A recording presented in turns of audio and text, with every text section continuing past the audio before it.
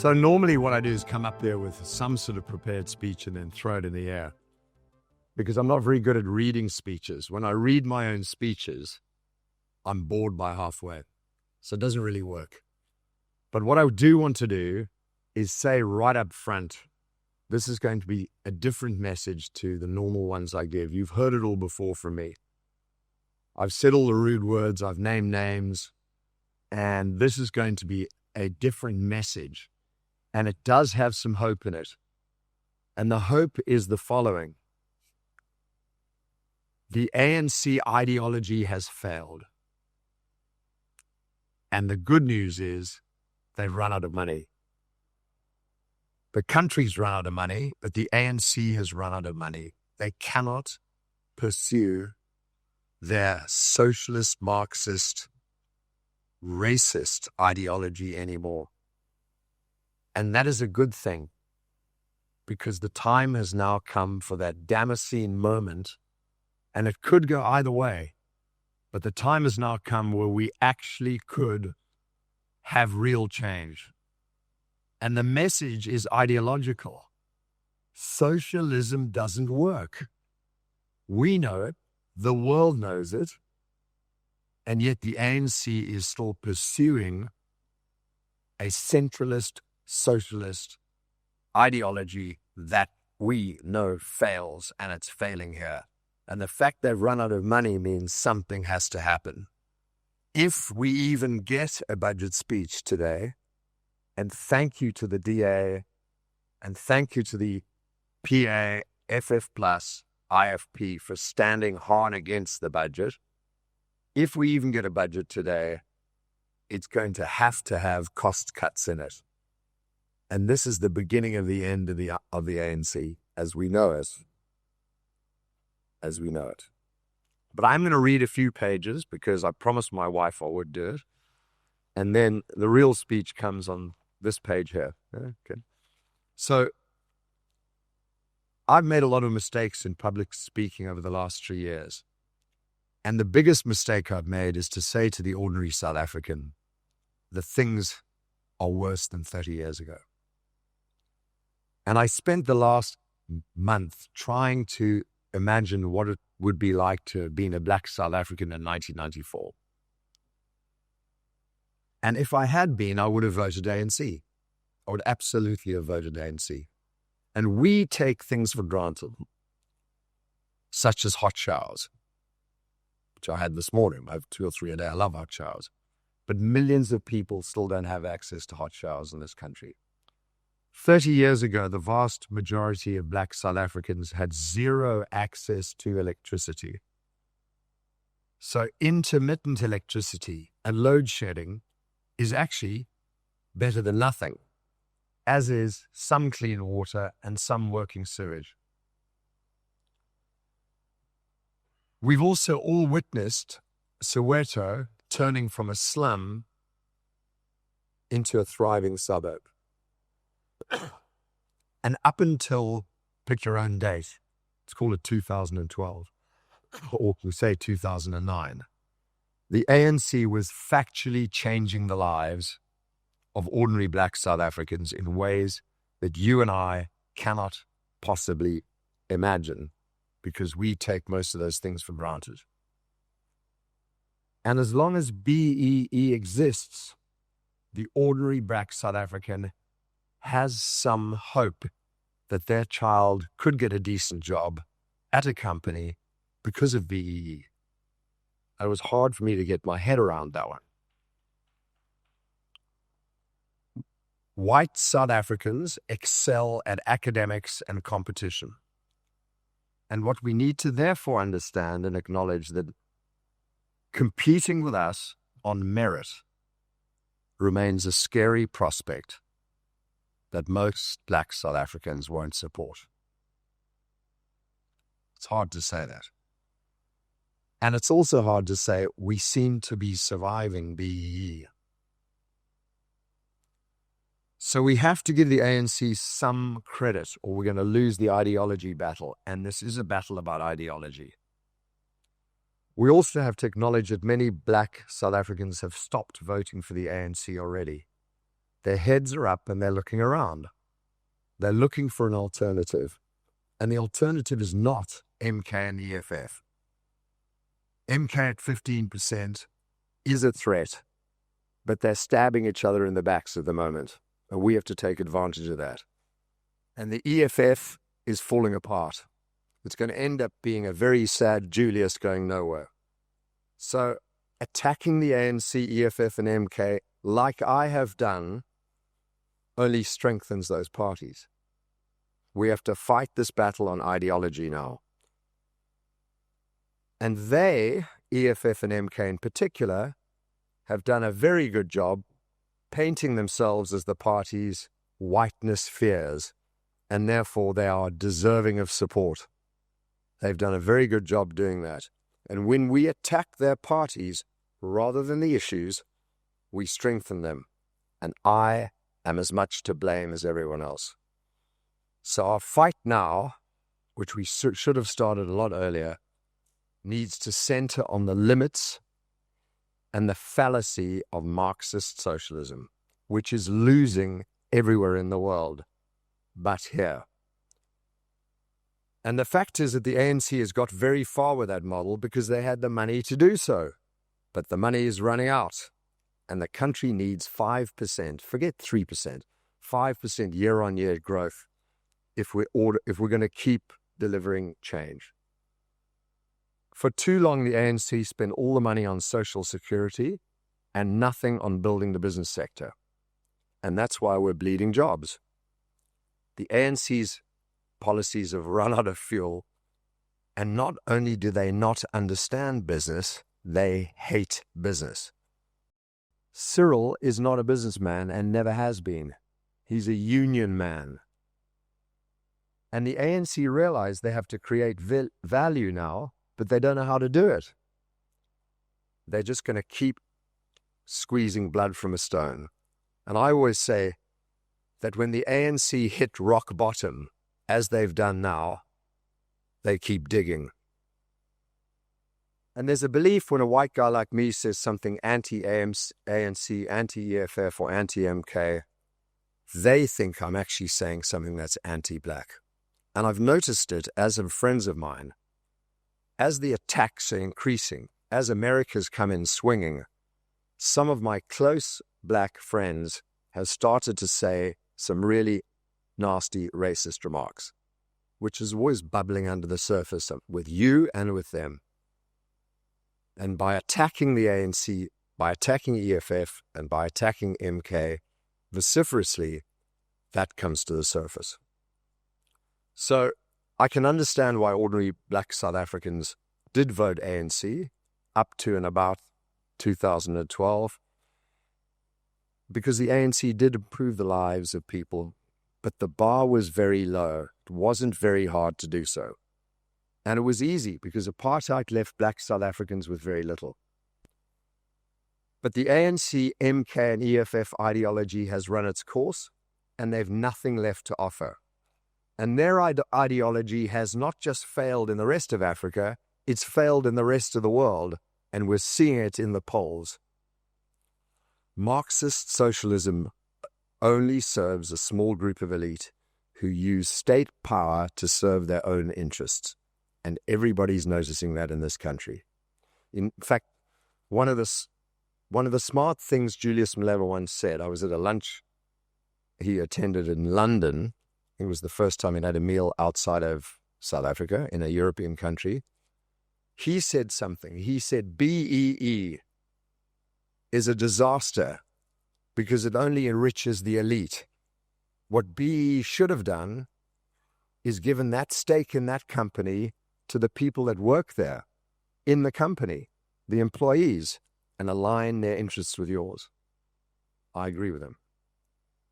So we already see it.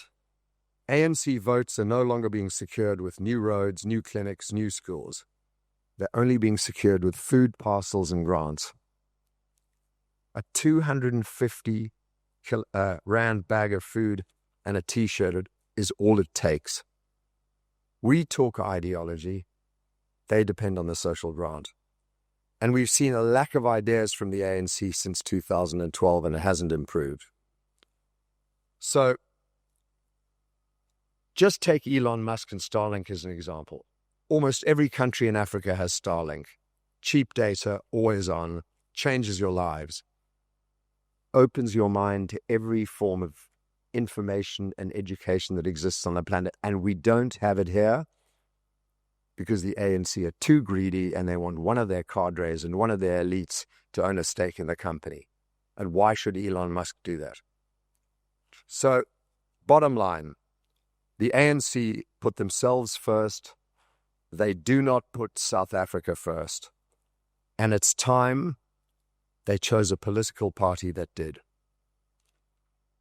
The prepared speech, the unprepared. And I've got 10 more minutes. Let's talk ideology for a second. In 1992 in Sweden, a hardcore socialist country, had 100% income tax for the rich people. The rich were leaving in droves. They were over-regulated. They had a huge number of state-owned enterprises, and the beer company in Sweden was owned by the government. It wasn't working. Socialism failed in Sweden. And in 1992, the government looked around the table and said, this isn't working. We need to change direction. They let the currency float. They sold off the state-owned enterprises. They deregulated. They brought in capitalism and free markets. And look at Sweden today. It's almost the second or third top tech center in the world. People go there for jobs. People go there to open restaurants. The weather's still bad and the women are still beautiful, but the economy has changed incredibly. And look at Argentina. Almost 100 years of socialism and Peronism destroyed that country. There was a Harrods in Buenos Aires in the 1920s. It was the fifth richest country in the world. Socialism destroyed Argentina. And Javier Milei, in less than 2 years, is making that country fly. Best performing stock exchange. Inflation down from 2,000% down to 2.8% a month and improving. The country is booming in 2 years. We can do the same thing here. This country can turn around in 12 months and get to 3% economic growth. It's that easy. But here's where we have failed. I want to talk briefly about the people of South Africa. Not you, the ordinary people, who we are much closer to and they are much closer to us. They believe in faith. They believe in family. They believe in capitalism. Tell me a more capitalist person than a taxi driver, going down the wrong side to get his people there in time so he can go back to pick up more. They are natural capitalists. They are not socialists. The MK and EFF message will not resonate with the masses if we do our job properly. We need to promote capitalism and free market philosophies to make this win. We are part of the problem. We live in our gated communities. We focus more on heart than head. When that doe-eyed niece of the friend of yours comes to see you to raise money for the 27th cancer charity or the 550th education charity, you give them money. But when the DA, PA, IFP, ACDP, and FF Plus come calling, you end up being a New Zealander doing the haka. You can't get your hands in your pockets, which is wrong. You should feel guilty about giving so much money to charity, but very guilty about not supporting the civic society and political parties that are tackling the root cause of the problem. Put your hands in your pockets and give to the political parties. Give as much money as you can to the Free Market Foundation, the Institute of Race Relations, AfriForum. Cancel your News 24 subscription, stop reading IOL, and do not donate to Daily Maverick. They are anti-business. You can tell if you've succeeded in life when you get attacked by Daily Maverick and the MK and the EFF. It means I'm bang in the center doing the right thing. So on the money side, I'm sorry to tell you, you are the problem. You need to be giving money to the political parties and civic and the right civil society so we can fight the ideological battle. I'll talk quickly about the GNU. A lot of people are complaining about the GNU. It's going sideways. They didn't stand up against Bella, NHI, EWC. Well, as Helen correctly said, those three bills were well in the works before the GNU came together. But the budget wasn't. And they stood firm against the budget, and the budget may well be the breakpoint for the ANC. So get behind the GNU for two reasons. Things take time. All us business people want to fix things immediately, myself included. I want to fix this country. I know how to do it. But it's not that easy. It doesn't happen that quickly. And the GNU are doing a very good job, even though all they're focused on at the moment is keeping MK out. They will get down to safety and security. They will get around to economic growth. Get behind them. On the money side, I've talked about giving more to political parties and civic society. I've given up on the corporates in South Africa. It's too tough for them. They're surrounded by PIC, BEE, unions, employees. They've got jobs. They can get fired. I've been very tough on them for not standing up, but I'm leaving them alone now. I am going to focus on the South Africans overseas. I have a list of 200 wealthy South Africans overseas. You've heard of the billionaires. There are 35 of them. The two richest people in LA are South African born. Elon Musk, Patrick Soon-Shiong, number one, number two. And there are another 32 around the world, billionaires. But what you haven't heard of are the people worth $200 million to $800 million. Cobus Stofberg, Pierre Nordier, and I can go on and on and on and on. And they're the people that I'm going to focus on to bring serious money behind the ideology battle that we're going to face. And then media. Thank you. And then media. News 24 is just a voice of the ANC. The Daily Maverick does a very good job on investigative journalism, but they are anti-business. And I also don't think they are particularly pro some of the Judeo-Western countries that we believe in and we should be proud of. There are about 30 podcasters in this country, from Gareth Cliff to Sihle Big Daddy, Pomlozi Majoji, Concerned Citizen.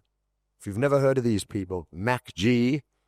If you've never heard of these people, you're in the echo chamber you shouldn't be in. And Morning Shot, and Ronaldo Ghost, and Roman Kabanak. There are about 30 of these podcasters who are singing the same song sheet as the GNU and as us in the room. Get behind them. Go onto their podcasts and click the button subscribe. It's free. But then click on join. Some of them are asking for 20 Rand a month. 20 Rand a month. If everyone in this room gave them, each of them, 20 Rand a month, how much would that cost you? 200 Rand a month? Sure, most of you can afford that. But it makes them, it amplifies what they're saying enormously.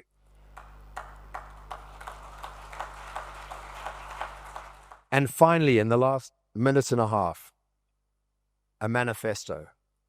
We need to put South Africa first. And South Africa first is the 5 Fs. It's not the ones you might be thinking.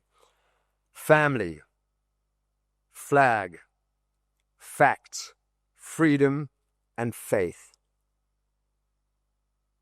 I could turn those 4 Fs into a manifesto that says free markets, deregulation, sell off private SOEs, and run down a manifesto of 10 points.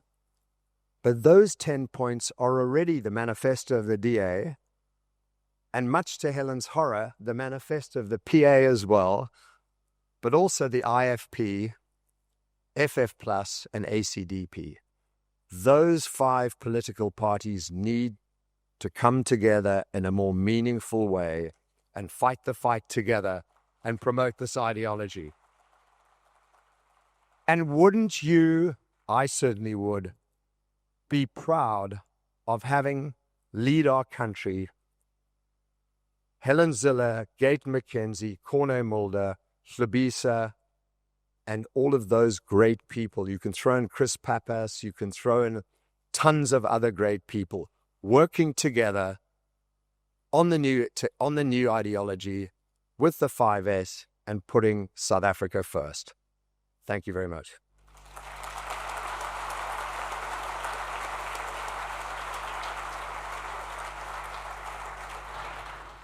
Rob, sounds like you're listening very closely to what Neil de Beer said yesterday about what they're going to do to you in jail. I don't think so. I spent 5 years at boarding school, 2 years in the army. I think I can handle jail a lot better than most people. You obviously didn't hear what he had to say about it. I did. Okay. But if you worry about those things, you might as well worry about everything, and you might as well say nothing. Now, I say that because it was a rather strange prepared speech. I spent a lot of my life in Mondial. You know Mondial, south of Joburg? I think I've flown over it a few times. Okay.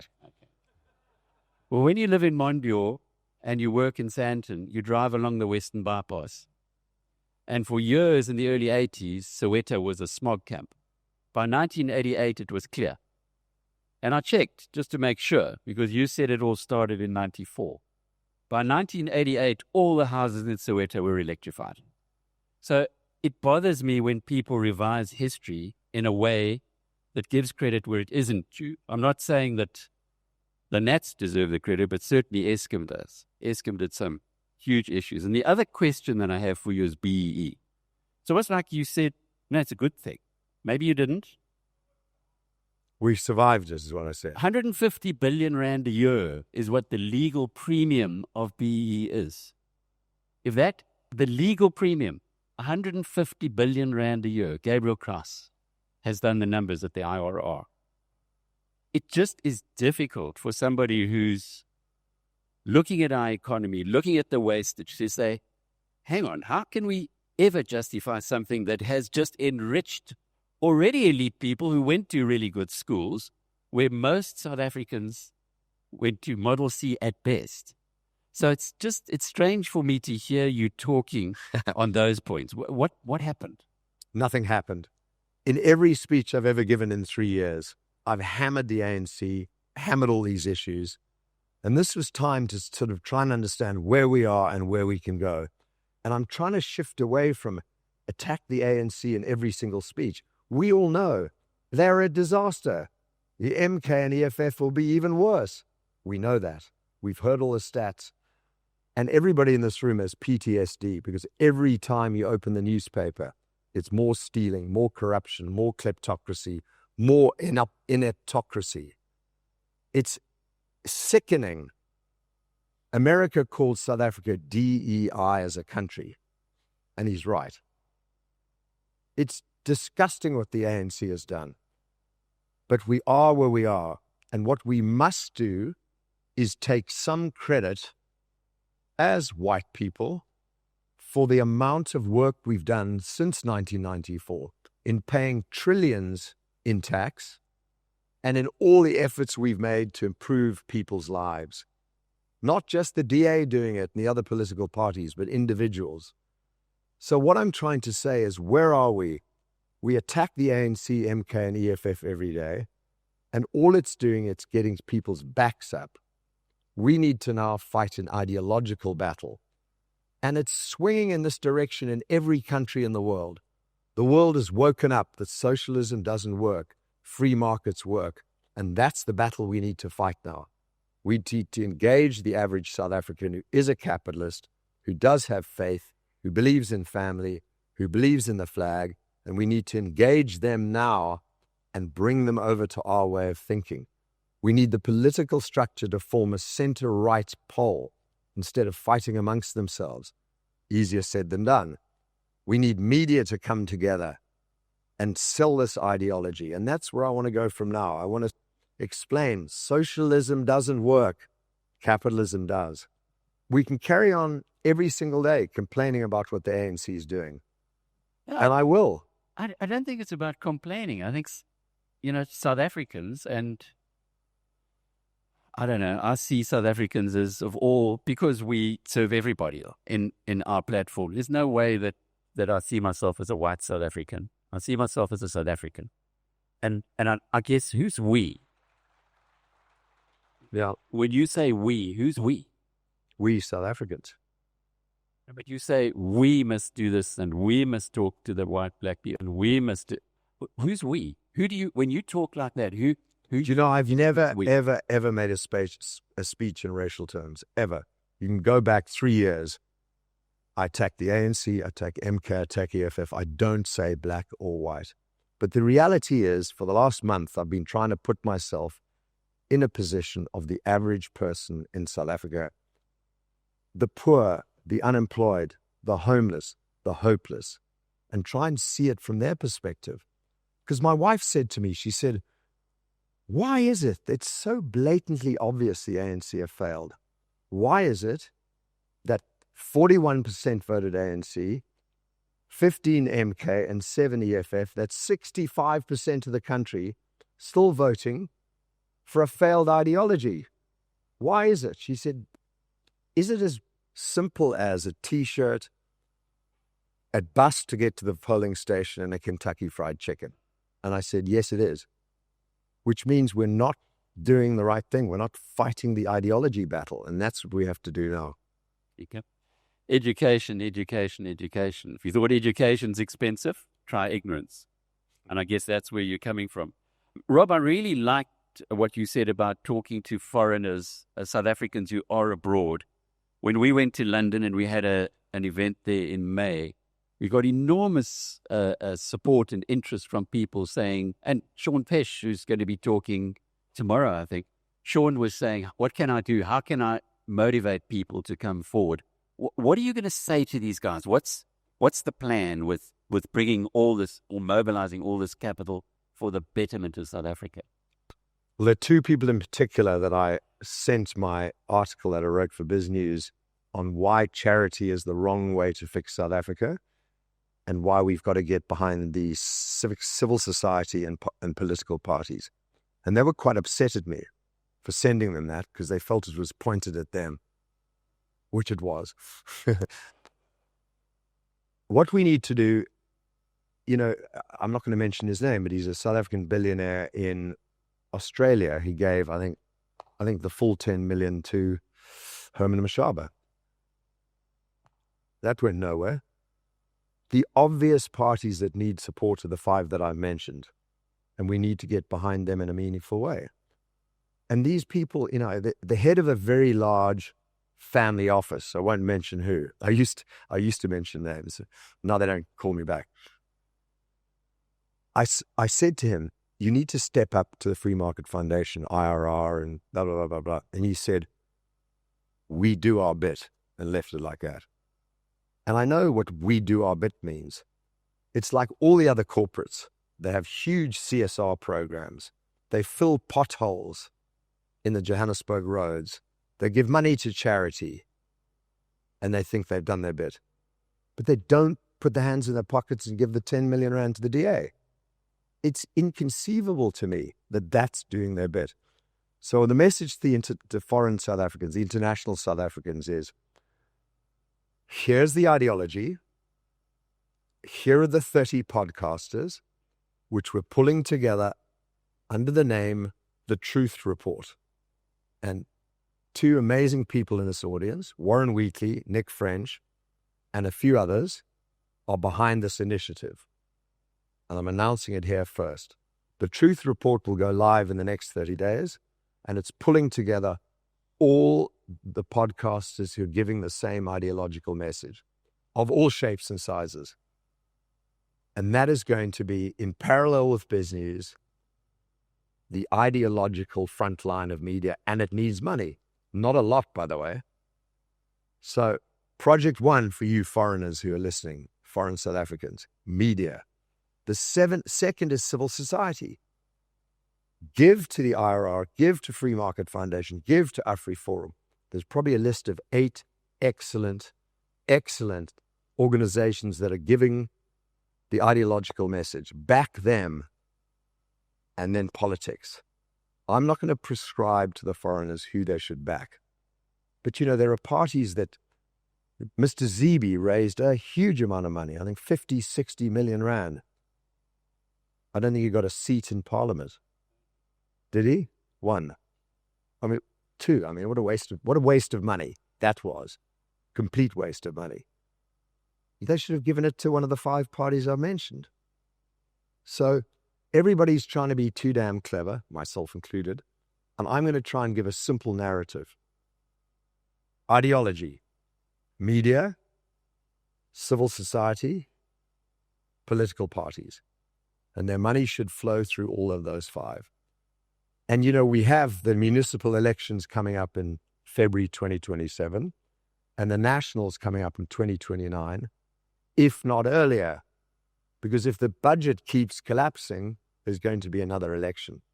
And we just won't have time to pull that money together.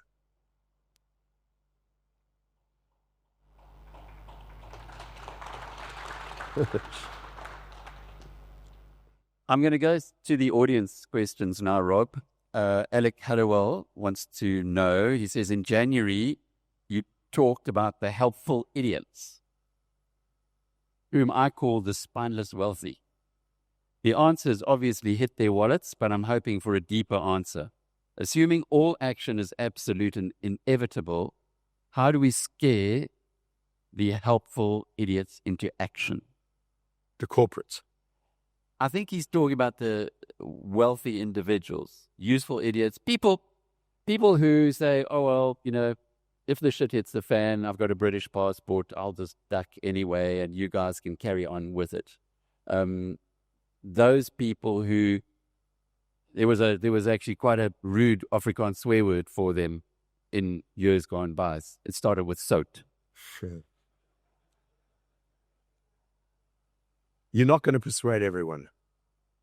The useful idiot is a more dangerous person than the one who has the passport and is just living in their gated community and ready to leave at the last moment. The useful idiots have bought into the News 24 and Daily Maverick rubbish. Those are the useful idiots. The useful idiots are the ones that believe that whites own the vast majority of land in South Africa. It is not true. It's not true. The useful idiots are the ones that are sucking in the nasty narrative being pushed by MK and EFF that whiteness is the problem. Those are the useful idiots. And the useful idiots are the leftists. The useful idiots believe in net zero.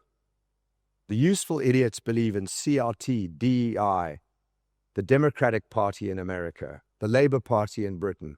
They are the useful idiots. And they've done more damage to Judeo-Western civilization than anyone else. A lot of my in-laws included. You know who you are. What other countries in the world have got our expropriation without compensation laws? This is from Ant. All the socialist, Marxist, communist countries that still remain have expropriation without compensation. But I think they just do it anyway. They don't even have a law. None of the Western countries I know of. There's always willing buyer, willing seller. There's always expropriation in every country. If they want to build a highway, they have to expropriate part of your farm to get through your farm. But then there's market price, and then they do the deal. It's the without compensation in public interest that's the dangerous narrative here. Because what's in public interest? What the government decides. Mr. Alex, Rob, any change of leadership must first convince voters in the townships. From a distance, it looks like this is where the future lies. In fact, the opposition parties need an extra 10% more votes. Why are we not taking your good message to more voters? But I think that's what I was speaking about today. They're naturally capitalist. There are tons of people not voting because they don't think the political system works for them or for South Africa. They don't think anything's going to change. And if you live in the township, do you bother getting a license for your business? No. Do you pay tax? No. Do you take services, municipal services, if you can get them, and pay for them? No. You're living in a parallel society like we are in our gated communities where we pay for our own electricity, own security, own education for the kids. There are two parallel societies. There's one society, capitalist, that's just taking and not paying. Why not? And there's another parallel society that's doing it all themselves and not relying on the state, but still paying tax.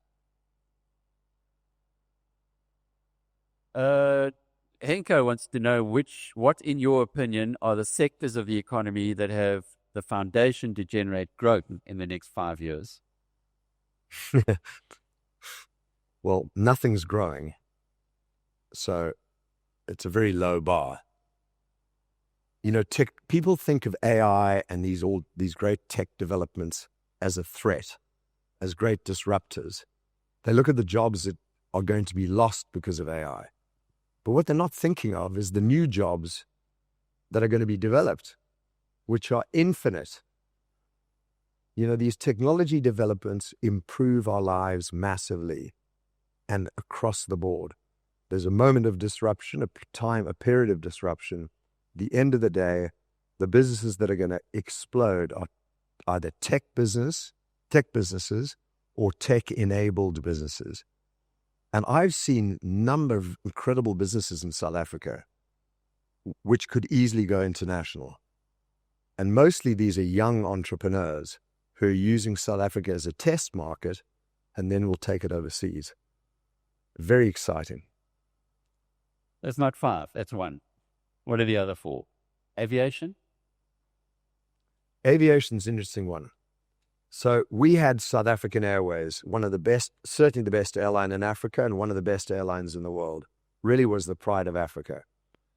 The ANC took it over, turned it into an employment agency and bankrupted it.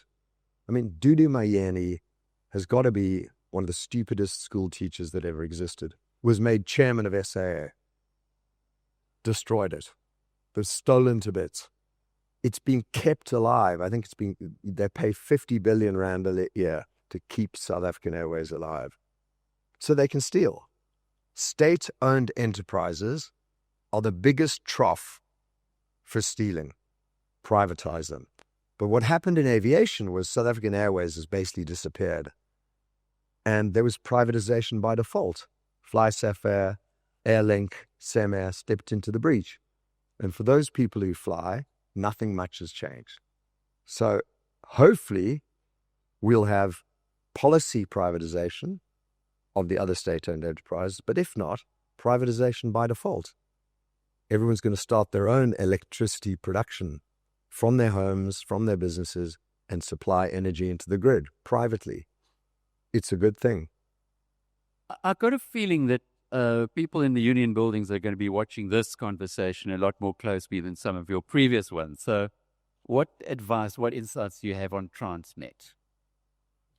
So, Alec, I know you wanted to be more Sodom and Gomorrah, fire and brimstone, but I do that all the time. And if you go 4 days ago to the Hermanus business chamber, I did exactly that. So you can go online and listen to that. And you were mentioned 3 times. But you asked me what advice? Transnet. Now, my point was, it's almost like, Rob's now really thinking deeply. He's reflected a lot on the country. So let's reflect a little on Transnet. How do you fix Transnet? How do you get all the product that we have in this country that's sitting either rotting in the fields or sitting in the ground or in stockpiles, get it to the ports and out to the rest of the world? Where would you start? So you start by decentralize, what the DA has been saying all along. Decentralize, federalize. Take Pretoria making all the decisions and push decisions down to the provinces.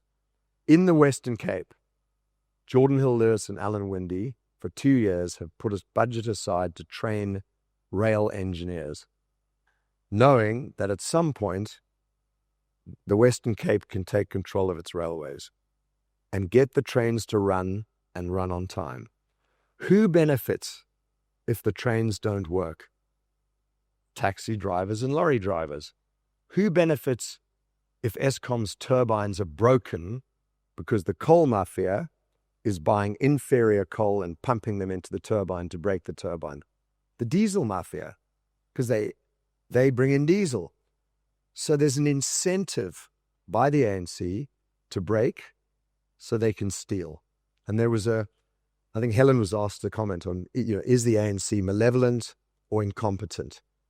Well, I reckon it's 80% incompetence and 20% malevolence. But the malevolence comes with these mafias. If you have a functioning economy and a functioning democracy, it's hard to steal. If things are broken down, it's much easier. So there's an incentive to break things. There's a wonderful question here, Tabia. Thank you. There seems to be a general confusion between BEE and employment equity. And I think EE, employment equity. And I think that did come through in your talk. Please, can you clarify the difference so that we have clarity on what each stands for? What is BEE? What is employment equity? I actually don't know the difference, to be blunt. Okay, let me help. Employment equity is leveling the playing fields, giving everyone an opportunity to get in, exactly what you were talking on DEI. the outside. Not really. Not DEI. It's more if you can have if all things being equal, you have a candidate that has come from a disadvantaged background, you employ them. But it doesn't say you must employ them. That's employment equity. That's the story. BEE, on the other hand, is government tells you who to give 25%.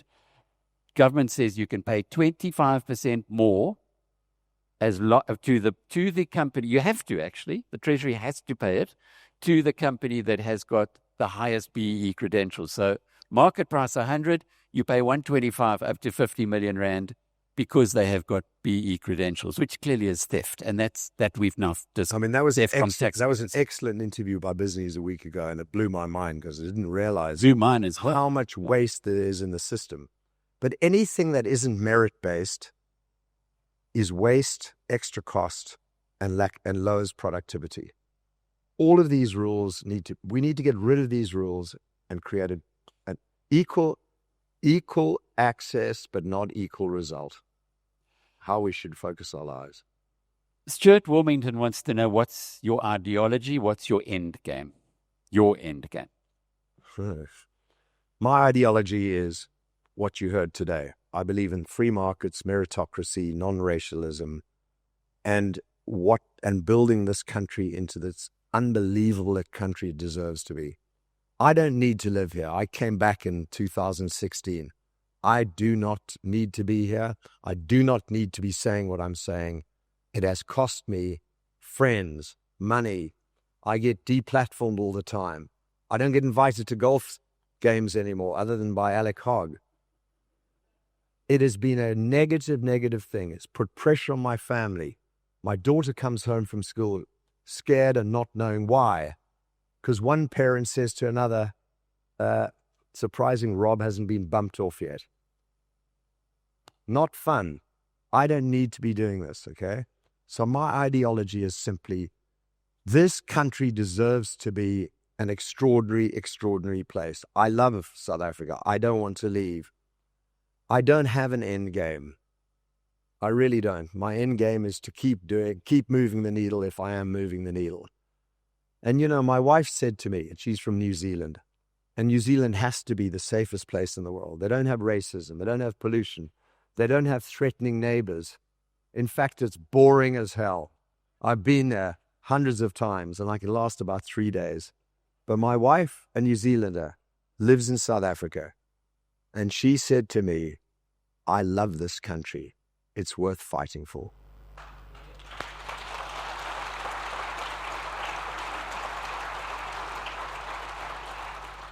Mehul Mehta says, what is your measure for success of capitalism? One could argue that capitalism is failing. Capitalism is not failing. Where? The success is GDP growth. If you're growing at 5, 6, 7% a year, your people are being employed. People are investing. Foreign direct investments coming in. There's new developments, new technology. It lifts all boats. And the ANC has no idea on how to develop economic growth. Zero. They've run out of ideas, if they even had any. Don't use the word brain trust, because there's no brain and no trust. It's the success of capitalism. There's a book that you need to read by Hannam, Freedom, why it's so important, or how we invented it and why it's so important. And we take it for granted. But what we've done in the West, the Judeo-Christian West, is extraordinary. And those freedoms came from Britain, Magna Carta, to America, the American Constitution. Those two countries, the Anglosphere, have created freedom, capitalism, democracy, and lifted people out from poverty all over the world. We need to be proud of what we've created. We, the West, need to be proud. We need to stand up and support and defend our freedom. Which brings us to Donald Trump. What? Well, there are many who, including Helen, including R.W. Johnson, who thinks that he's not exactly supporting our freedom. What's your view on what he is doing to the world today? 100 executive orders in 100 hours. And look at most of them. We'd agree with them. It's very easy to look at the man and say, whatever you want to say, he's narcissistic, he's bombastic, he shoots from the hip. But the reality is, if we had the Democrats in power still, nothing would have happened. The world would be getting worse. We would not be seeing the swing that we're seeing. And he's going to get some things wrong. His style is shoot from the hip, threaten you with a tariff and see if you back down. And I'm sorry, it's a very good thing Trump got elected. A very good thing. Biden was half dead and he was an Obama sock puppet. And we were going to have more DEI, more CRT, more of that evil leftist mind woke virus. So thank you, Donald Trump. And it's tough to say heroes of mine, R.W. Johnson and Helen Ziller, are wrong. But they're not wrong. We're just differing on the margin. I remember going to a talk once by a very smart guy who said there are different levels of decision-making, and they are based on the impact that your decision today has and how long it takes to get there. For instance, you go into a supermarket, the teller at the supermarket can anger you and you just won't come back, and that'll be an instant decision. Right up until the President of the United States, who makes a decision today that we feel in 5 years' time. And on that area, I think it's challenging what Donald Trump's doing at the moment. Very, very challenging. But as you say, what do you mean? What do you mean? I have a lady in the front row who's heckling. I was making a point that there are different levels of decision making. As you become an assistant manager, the decision you make today might have an impact in a week. If you become a manager, it could be 3 weeks. If you become the CEO, the decisions you make today could have an impact in a year. Right up the way until the President of the United States, whose decisions today have an impact in 5 years' time. So that is the different levels of decision making. We have a president in the United States who's making decisions that we will only feel in 5 years' time, according to that theory. So that was the point I was making. But Alec, why are you so surprised about what Donald Trump's doing? Everything he's doing, he said he was going to do in his lead up to the election. If you listen to the 3-hour Joe Rogan podcast, which I think you did and I did too, he said it all there. Everything he's done, he promised to do, he's done. Why is everyone so surprised? Well, the point that I was trying to make was that his decisions that he's taking today, we will know only whether they were great decisions or shocking decisions in 5 years' time. Because the impact that is made by the person who's sitting in that chair of what they're doing on a day-to-day basis. And if you're going to do 100 things, you've got to know that some of them aren't going to be positive. But let's It's your hour, not mine. So. If 95 are positive and 5 are negative, I think he's done a hell of a good job. Well, let's talk in 5 years' time. Yeah. Because that's when we'll know. Look, what Obama did has resulted in CRT, DEI, all the horrific woke things have been a result of Obama's presidency. 8 years. 8 years. He just almost destroyed the world. So. And the consequences of his decisions were only found 5 years later. Correct. And that's the point. How can the GNU succeed if Gauteng and KwaZulu-Natal remain outside the GNU? This is from Gert Goos. I mean, what surprised me most of all was Cyril Ramaphosa discovering that Gauteng has fallen apart. I mean, where's he been? Where's he been? He is beyond useless. Can I go to jail for that? Ask Neil. He's done the work. But Gert wants to know that if we keep the Gauteng and KZN out, we'll never, ever reach 1.5% GDP growth for the country, just 1.5%, if they're outside of the tent.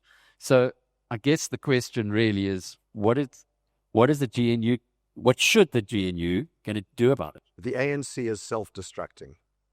You know, Gate McKenzie said a year ago, Rob, you can stop hammering the ANC all the time. They're imploding under their own weight. And I think he was right. The ANC will not run Gauteng for very much longer. Come in the municipals, they will be shredded. I think the DA could have run Gauteng before now, but they would not have done so with 51%. They would have had to have formed some form of coalition.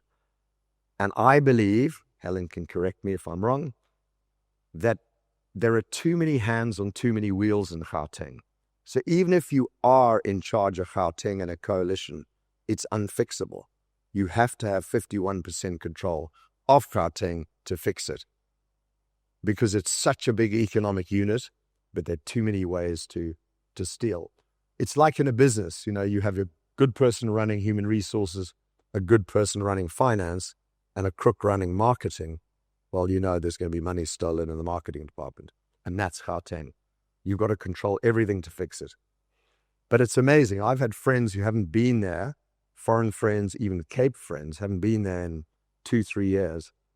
They come back and say they cannot believe how bad it is. Traffic lights don't work, potholes in the roads. And downtown Joburg is Mogadishu. Thanks to the ANC. Rob, we're going to give the last few minutes to Helen. She's got a response to something that you said a bit earlier. In trouble. You're actually not in trouble at all, Rob. It's one of your speeches that I've had more agreements than disagreements, so I'm enjoying that.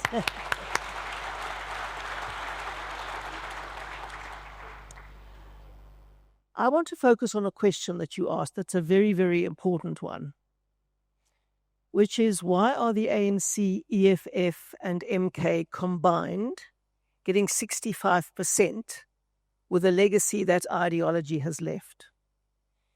And it's an issue that has been puzzling me for a long time. And Henry Kissinger came closest to explaining, and I don't want to sound as if I'm throwing names around, but he did come to see me in 2010 when he came to watch the World Cup as a soccer fanatic. And he came to ask me, because I was the leader of the DA at the time, why the DA was doing so well. He said, the miracle is not that the DA isn't doing better. The miracle is that it's doing so well.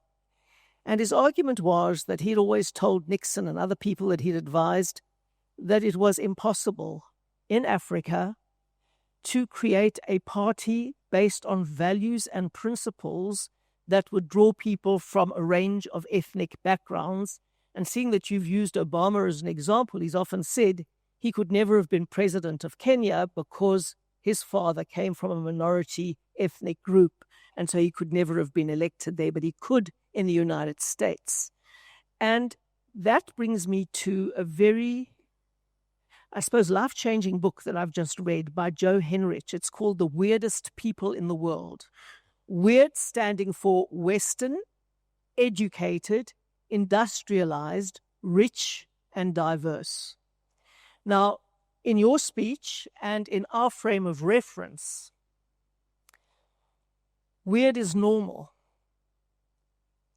because that is our understanding of how the world works and how we believe the world works best, which is the bedrock of your speech. However, he goes on to explain why that is really weird and out of kilter with the rest of humanity, and very specifically a frame of reference that is out of kilter in Africa. And he goes on to define how the individual mindset, even though we take family and groups very seriously, the notion of individual mindset and individual progress and freedom is a fundamentally weird idea. Yeah. And that Africa in particular, but many, many, many other societies work on a kinship model, on relationships, on networks, which is why ancestors are so important. And the transition to the weird mindset started with Martin Luther in Germany. It's fascinating, that history and the role that the church played in the process. But what we have to do is shortcut 4 centuries, because the fundamental psychological and cultural point of departure is the kinship network, which makes it seem as a major betrayal to work outside where your parents, their grandparents were. And I see this with the many, many young black DA people that are coming into our party. They are seen as traitors to that network. And it is a very hard transition to make. And then they have to get there and compete on merit, as you say, and it's a major challenge. So it is quite extraordinary that, as the SAIRR and Frans Cronje have said, that the DA has 1/3 white supporters, 1/3 black supporters, 1/3 brown supporters. And Henry Kissinger said that was impossible in Africa. So we mustn't beat ourselves up too much. We're making a transition to weirdness because we do believe that Western, educated, industrialized, rich and democratic is the way to be. But it is the anomaly in the world, not the norm. And especially in Africa, it is the anomaly. So you need to cut ourselves some slack, because that is where we're going. Thanks. Be weird. Be weird. Thanks, Alec. Thank you, Rob. As always.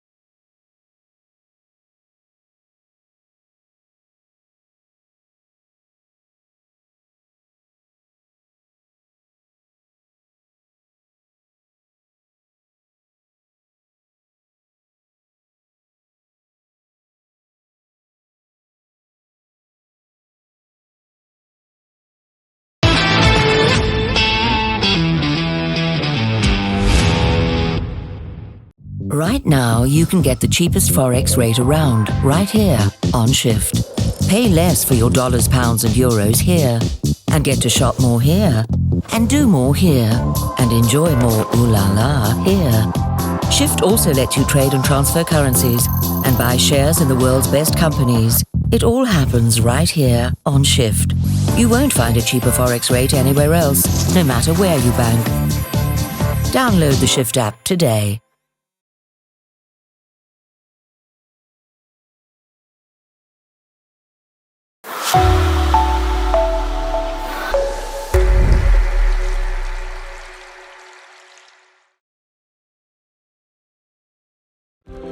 In the world of business banking, projections, numbers, and your bottom line can often triumph over relationships. At Investec, we value both. That's why we understand that running a successful business takes endurance, drive, and partners who are willing to walk the journey with you. Make the move from business as usual to Investec Business Banking. Out of the ordinary.